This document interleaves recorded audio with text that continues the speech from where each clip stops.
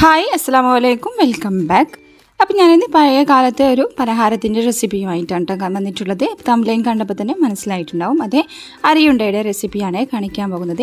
ഇത് മിക്ക ആളുകളും കഴിച്ചിട്ടുണ്ടാവും, എന്നാൽ ഉണ്ടാക്കാൻ അറിയാത്തവർ ഇനിയും ഉണ്ടാവും കേട്ടോ. അപ്പോൾ നല്ല പെർഫെക്റ്റ് ആയിട്ടും നല്ല ഹെൽത്തി ആയിട്ടും ഇതെങ്ങനെ റെഡിയാക്കി എടുക്കാമെന്ന് നോക്കാം.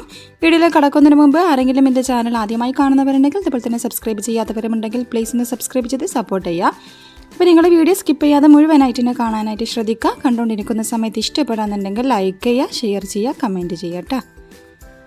ഇനി നമുക്കതിൻ്റെ റെസിപ്പി നോക്കാം. അപ്പോൾ അതിനായിട്ട് ആദ്യം തന്നെ കുറച്ച് അരി വേണം. ഞാനിപ്പോൾ സാധാരണ നമ്മൾ ചോറ് വെക്കുന്ന അരി ഉണ്ടല്ലോ, അതാണ് കേട്ടോ എടുത്തിട്ടുള്ളത്. അപ്പോൾ അത് കഴുകിയിട്ട് അതിൻ്റെ വെള്ളമൊക്കെ വാർത്തെടുക്കാനായിട്ട് ഇതുപോലെ ഒരു സ്ട്രെയിനറിലേക്ക് മാറ്റിയതാണ് കേട്ടോ. അപ്പോൾ കുറച്ച് ടൈം ഇതുപോലെ വെച്ച് കൊടുക്കണം. നന്നായിട്ട് തന്നെ വെള്ളം വാർന്ന് കഴിഞ്ഞാൽ നമുക്ക് വറുത്തെടുക്കാൻ പെട്ടെന്ന് പൊരിഞ്ഞ് കിട്ടും കേട്ടോ. അപ്പോൾ അതുകൊണ്ട് കുറച്ച് നമ്മൾ റെഡിയാക്കുന്നതിൻ്റെ കുറച്ച് ടൈം മുന്നേ തന്നെ ഇതുപോലെ കഴുകിയിട്ട് വാർത്തെടുക്കുക. അതുപോലെ തന്നെ കഴുകി എടുക്കുമ്പോൾ ശ്രദ്ധിക്കുക, അരി കുതിർന്ന് പോവാതെ ശ്രദ്ധിക്കണം. പെട്ടെന്ന് തന്നെ കഴുകിയിട്ട് ഇതുപോലെ വെള്ളം ഊറ്റാനായിട്ട് വെച്ച് കൊടുക്കുക. ഇനി ഇതിന് പകരം കുറച്ച് സമയം ഒന്ന് ഒരു അരമണിക്കൂറൊക്കെ ഒന്ന് വെയിലൊക്കെ കൊള്ളിച്ചാണെങ്കിൽ നമുക്കിത് വറുത്തെടുക്കാൻ സിമ്പിളായിരിക്കും കേട്ടോ. അപ്പോൾ ഇനിയിപ്പോൾ ഒരു പഴയൊരു പാത്രം എടുത്തിട്ടുണ്ട്. ഇനി ഇത് നമുക്ക് അരി കുറച്ചായിട്ട് ഇട്ട് കൊടുത്തിട്ട് നന്നായിട്ട് തന്നെ വറുത്തെടുക്കാം. അപ്പോൾ ഞാനിപ്പോൾ എടുത്തിട്ടുള്ളത് 2 കപ്പ് അരിയായിരുന്നു. അപ്പോൾ അതുകൊണ്ട് 2 ബാച്ചായിട്ടാണ് വറുത്തെടുക്കുന്നത്. അപ്പോൾ ഞങ്ങൾക്ക് ഹൈ ടു മീഡിയം ഫ്ലെയിമിൽ വെച്ചിട്ട് തന്നെ വറുത്തെടുക്കുക. തീ കുറച്ച് കൊടുക്കരുത് കേട്ടോ, നല്ല ഫ്ലെയിമിൽ വെച്ചിട്ട് വേണം അരി വറുത്തെടുക്കാൻ. അപ്പോൾ വീഡിയോയിൽ കാണുമ്പോൾ തന്നെ മനസ്സിലാവുന്നുണ്ടാവും, നന്നായിട്ട് അരി പൊരിഞ്ഞ് വരുന്നുണ്ട് കേട്ടോ. അപ്പോൾ ഈ ഒരു രീതിയിൽ കൈവിടാതെ ഇളക്കി കൊടുക്കുക. കണ്ടല്ലോ, വീഡിയോയിൽ കാണുമ്പോൾ തന്നെ മനസ്സിലാവുന്നുണ്ടാവും എന്ന് വിചാരിക്കുന്നത്. നന്നായിട്ട് അരി പൊരിഞ്ഞ് വരുന്നുണ്ട് എന്ന് വിചാരിച്ച് അതുപോലെ കൂടുതൽ ടൈമൊന്നും വെച്ച് കൊടുക്കരുത് കേട്ടോ. അരി പെട്ടെന്ന് തന്നെ കരിഞ്ഞു പോവും. അതുകൊണ്ട് ഇതുപോലെ നന്നായിട്ട് തന്നെ ഇളക്കി കൊടുത്തിട്ട് വറുത്തെടുക്കുക. അപ്പോൾ കുറച്ച് ടൈം എടുത്ത് തന്നെ വറുത്തെടുക്കണം, എങ്കിലേ ഇത് കറക്റ്റായിട്ട് കിട്ടുള്ളൂ.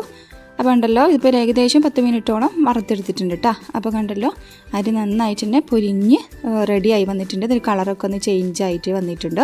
ഇതിപ്പോൾ ഇവിടെ റെഡി ആയിട്ടുണ്ട്. ഈ രൂപത്തിൽ തന്നെ നമുക്ക് അടുത്ത ബാക്കിയുള്ള അരിയും കൂടെ വറുത്തെടുക്കാം. അപ്പോൾ അരി വറുത്തെടുക്കുമ്പോൾ ഫ്ലെയിം ശ്രദ്ധിക്കുക, നന്നായിട്ട് തന്നെ ഫ്ലെയിമിൽ വെച്ചിട്ട് വേണം വറുത്തെടുക്കാൻ. എന്ന് കരുതി കരിയിച്ചൊന്നും കളയരുത് കേട്ടോ.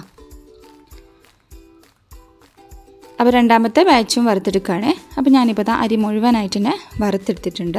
ഇനി നമുക്കിത് മാറ്റി വെക്കാം. അരി നന്നായിട്ട് തന്നെ പൊരിഞ്ഞ് വന്നെങ്കിൽ മാത്രമേ നമുക്ക് പൊടിച്ചെടുക്കുന്ന സമയത്ത് നന്നായിട്ട് തന്നെ പൊടിഞ്ഞ് കിട്ടുള്ളൂ. അതുപോലെ തന്നെ കഴിക്കുന്ന സമയത്തായാലും നല്ല ടേസ്റ്റ് ഉണ്ടാവുള്ളൂ കേട്ടോ. അപ്പോൾ അരി വറുത്തെടുക്കുമ്പോൾ ഒന്ന് ശ്രദ്ധിച്ചാൽ മതി. ഇനിയിപ്പോൾ ഇതിലേക്ക് ഞാനിപ്പോൾ കുറച്ച് കാഷ്യൂനട്ട്, ഒരു കൈപ്പിടി നിറയെ കാഷ്യൂനട്ട് എടുത്തിട്ടുണ്ട്. അതിൻ്റെ കൂടെ തന്നെ ഒരു കൈപ്പിടി നിറയെ ബദാമും കൂടെ എടുത്തിട്ടുണ്ട്. അപ്പോൾ ഇതൊക്കെ നമുക്ക് നമ്മുടെ ഇഷ്ടത്തിനനുസരിച്ച് ഇട്ട് കൊടുത്താൽ മതി. അപ്പോൾ കുട്ടികൾക്കൊക്കെ ഉണ്ടാക്കി കൊടുക്കുകയാണെങ്കിൽ ഇതുപോലെയുള്ള ഡ്രൈ നട്ട്സൊക്കെ ഇട്ട് കൊടുക്കുകയാണെങ്കിൽ നല്ലതായിരിക്കും കേട്ടോ. ഇനിയിപ്പോൾ ഇതിൻ്റെ കൂടെ വാൾനട്ട് ഉണ്ടല്ലോ, അതും ചേർത്ത് കൊടുക്കാം. അപ്പോൾ അതൊക്കെ നമുക്ക് കയ്യിലുള്ളതിനനുസരിച്ച് ചേർത്ത് കൊടുക്കാം. ഇനിയിപ്പോൾ ഈ ഒരു നട്ട്സൊക്കെ ഡ്രൈ റോസ്റ്റ് ചെയ്തെടുക്കുന്ന സമയത്ത് മീഡിയം ഫ്ലെയിമിലേക്ക് മാറ്റി കൊടുക്കുക. ഹൈ ഫ്ലെയിമിൽ വെച്ച് കൊടുക്കണ്ട കേട്ടോ. തീ കുറച്ച് വെച്ചിട്ട് വേണം റോസ്റ്റ് ചെയ്തെടുക്കാൻ. അപ്പോൾ അത് ഇവിടെ റെഡി ആയിട്ടുണ്ട്. ഇതുപോലെ ഒരു കളർ ചേഞ്ചായി വരുന്ന സമയത്ത് വേണം നമുക്കത് മാറ്റാൻ. ഇനിയിപ്പോൾ ഇതും നമുക്ക് ഒരു പാത്രത്തിലേക്ക് മാറ്റി കൊടുക്കാം.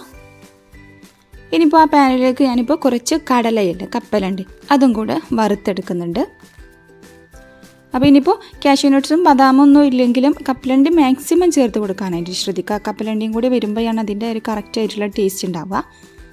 അപ്പോൾ ഒരു 5 മിനിറ്റൊക്കെ വറുത്തപ്പോഴേക്കും അതിവിടെ റെഡി ആയിട്ടുണ്ട്. ഉണ്ടല്ലോ, കൈ വെച്ചിട്ട് നമുക്കിതുപോലെ ഒന്ന് പ്രസ് ചെയ്ത് കൊടുക്കുന്ന സമയത്ത് അതിൻ്റെ സ്കിന്ന് പെട്ടെന്ന് തന്നെ റിമൂവ് ആയി പോകുന്ന ആ ഒരു പരിവുണ്ടല്ലോ, നന്നായിട്ട് തന്നെ റോസ്റ്റ് ആയിട്ടുണ്ട്. അപ്പോൾ കുറച്ച് ടൈം എടുത്തിട്ട് തന്നെ റോസ്റ്റ് ചെയ്തെടുക്കണം. ഞാനിപ്പോൾ വീഡിയോയിലായതുകൊണ്ട് കട്ട് ചെയ്തിട്ട് കാണിക്കാമെന്ന് മാത്രം. അപ്പോൾ 3 ഐറ്റംസും ഇവിടെ റോസ്റ്റ് ചെയ്ത് വെച്ചിട്ടുണ്ട്. അപ്പോൾ ഞാൻ ആദ്യം പറഞ്ഞതുപോലെ തന്നെ വാൾനട്ടൊക്കെ ഉണ്ടെങ്കിൽ അതും കൂടെ ഇതിലേക്ക് ചേർത്തിട്ട് റോസ്റ്റ് ചെയ്തെടുക്കട്ടോ. അപ്പോൾ വാൾനട്ടൊക്കെ ആകുമ്പോൾ കുട്ടികളുടെ ബ്രെയിനൊക്കെ നല്ലതാണല്ലോ. അപ്പോൾ അതൊക്കെ കയ്യിലുള്ളതിനനുസരിച്ച് നമുക്ക് ചേർത്ത് കൊടുക്കാം. ഇനിയിപ്പോൾ ഇല്ലെങ്കിലും കുഴപ്പമൊന്നുമില്ല. പീനട്ട് കപ്പലണ്ടി മാത്രം ആയാലും കുഴപ്പമൊന്നുമില്ല കേട്ടോ. ഇനിയിപ്പോൾ മിക്സിയുടെ ജാർ എടുത്തിട്ട് നമുക്കിതുപോലെ അരി ആദ്യം ഒന്ന് പൊടിച്ചെടുക്കണം. അപ്പോൾ കുറച്ച് ക്വാണ്ടിറ്റി മാത്രം എടുത്തിട്ട് ഒന്ന് പൾസ് ചെയ്തിട്ട് പൊടിച്ചെടുക്കുക. പിന്നെ ഓവർ ഫൈനായിട്ട് പൊടിച്ചെടുക്കരുത് കേട്ടോ. ചെറിയൊരു തരിതരിപ്പോട് കൂടി വേണം പൊടിച്ചെടുക്കാൻ. എന്നിട്ട് ഒരു പാത്രത്തിലേക്ക് മാറ്റി കൊടുക്കുകയാണ്. അപ്പോൾ അരി കുറച്ച് മാത്രമേ ഇട്ട് കൊടുക്കുക. അതിൽ കൂടുതൽ ഇട്ടിട്ടുണ്ടെങ്കിൽ ആ മിക്സിയുടെ ജാറ് പെട്ടെന്ന് തന്നെ ചൂടായി പോവാൻ ചാൻസ് ഉണ്ട്. പിന്നെ അരി പൊടിച്ചെടുക്കുമ്പോൾ ജസ്റ്റ് ഒന്ന് ചൂടാറിയിട്ട് വേണം കേട്ടോ പൊടിച്ചെടുക്കാൻ. നമ്മൾ വറുത്ത പാടന്നെ ചൂടോടുകൂടി തന്നെ മിക്സിയിലിട്ട് പൊടിച്ചെടുക്കരുത്. ചെറുതായിട്ടൊന്ന് ചൂടാറിയതിന് ശേഷം ചെറിയൊരു ചൂടോടുകൂടെ പൊടിച്ചെടുക്കുക. അപ്പോൾ അരി മുഴുവനായിട്ട് തന്നെ പൊടിച്ചെടുത്തിട്ടുണ്ട്. നമുക്ക് ബാക്കിയുള്ള നട്ട്സൊക്കെ ഇതിലേക്ക് കൂടി തന്നെ പൊടിച്ചെടുക്കണം. അപ്പോൾ ആദ്യം മിക്സിയുടെ ജാറിലേക്ക് കുറച്ച് അരി ചേർത്ത് കൊടുക്കുക. അരി ആദ്യം കുറച്ചൊന്ന് ചേർത്ത് കൊടുത്തു കഴിഞ്ഞാൽ നമുക്ക് പൊടി കട്ടയില്ലാതെ പൊടിച്ചെടുക്കാൻ പറ്റും. കാരണം ഈ മിക്സിയുടെ ജാറ് ചൂടായി കഴിഞ്ഞാൽ ബദാമിൽ നിന്നും കാഷ്യൂ നട്ട്സിൽ നിന്നും പീനട്ടിൽ നിന്നൊക്കെ എണ്ണ ഇറങ്ങി വരും. അപ്പോൾ കട്ട പിടിച്ച് പോകട്ടെ. അതുകൊണ്ടാണ് കുറച്ച് അരി ആദ്യം ഇട്ട് കൊടുക്കുന്നത്. ഇനി അതിലേക്ക് മധുരത്തിനായിട്ട് ഞാനിപ്പോൾ ആണിവെള്ളം ഉണ്ടല്ലോ, ശർക്കര, അതാണ് എടുത്തിട്ടുള്ളത്. അപ്പോൾ അത് 3 ഒരു വലിയ അച്ചും 2 ചെറിയ അച്ചും കൂടെ എടുത്തിട്ടുണ്ട്. ഇനി അതും ഇതുപോലെ കുറച്ചായിട്ട് പൊടിച്ചിട്ട് അതിൻ്റെ കൂടെ ചേർത്ത് കൊടുക്കാം. ഇനി നന്നായിട്ട് തന്നെ ഒന്ന് പൊടിച്ചെടുത്തിട്ട് കൊണ്ടുവരാം. അപ്പോൾ അരി ആദ്യം മൊത്തമായിട്ട് തന്നെ ജസ്റ്റ് ഒന്ന് പൊടിച്ചെടുക്കുന്നതായിരിക്കും നല്ലത് കേട്ടോ. എന്നിട്ട് ഇതുപോലെ ബാക്കിയുള്ള ഐറ്റംസൊക്കെ ഇട്ട് കൊടുത്തിട്ട് പൊടിച്ചെടുക്കുക.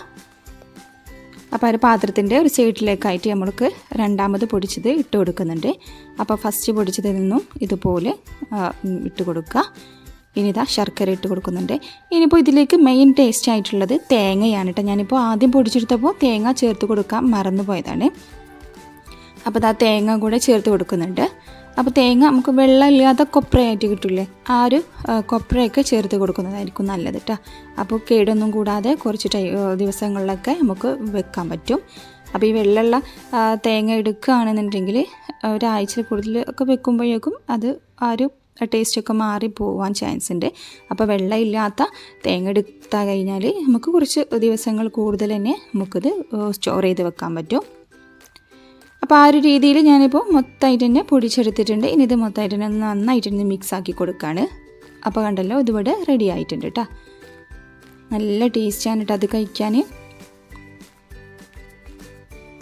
ഇനിയിപ്പോൾ ഇത് പൊടിച്ചെടുക്കുന്ന സമയത്ത് ഏലക്കായ ഇല്ലേ, 2 ഏലക്കായ ഒക്കെ ഇട്ട് കൊടുക്കുകയാണെങ്കിൽ ആ ഒരു ടേസ്റ്റും കൂടെ ഇതിലേക്ക് വരും. ഞാനിപ്പോൾ ഏലക്കായ ചേർത്ത് കൊടുത്തിട്ടില്ല കേട്ടോ. ഏലക്കായുടെ ഫ്ലേവർ ഉള്ളവരാണെങ്കിൽ 2 ഏലക്കായ അരി പൊടിച്ചെടുക്കുന്ന സമയത്ത് ചേർത്ത് കൊടുത്താൽ മതി. ഇനി ഇതുപോലെ തന്നെ കഴിക്കാനും നല്ല ടേസ്റ്റാണ് കേട്ടോ. അതൊരു നല്ല എയർ ടൈറ്റ് ആയിട്ടുള്ള കുപ്പിയിലൊക്കെ ഇട്ട് വയ്ക്കുകയാണെങ്കിൽ നമുക്ക് ഒരാഴ്ചയിലും കൂടുതൽ തന്നെ ഇത് ഒരു കേടും കൂടാതെ നമുക്ക് എടുക്കാൻ പറ്റും കേട്ടോ. കുട്ടികൾക്കൊക്കെ ആയാലും രാവിലെ ആയാലും വൈകുന്നേരം ആയാലും കുറച്ച് മാത്രം കൊടുത്താൽ തന്നെ അവർക്ക് വയറും നിറയും. നല്ല ഹെൽത്തി ആയിട്ടുള്ളൊരു റെസിപ്പിയാണ് കേട്ടോ. ഇനിയിപ്പോൾ നമുക്കിത് അരിയുണ്ടയായിട്ട് എടുക്കണം. എന്നിട്ട് കൈ വെച്ചിട്ട് നന്നായിട്ട് തന്നെ ഉരുട്ടിയെടുത്താൽ മതി. പ്രസ് ചെയ്തിട്ട് ഉരുട്ടിയെടുക്കുക. സിമ്പിളാണ് കേട്ടോ. ഇതുപോലെ ഉരുട്ടി മുഴുവനായിട്ട് തന്നെ മാറ്റിയെടുക്കാം.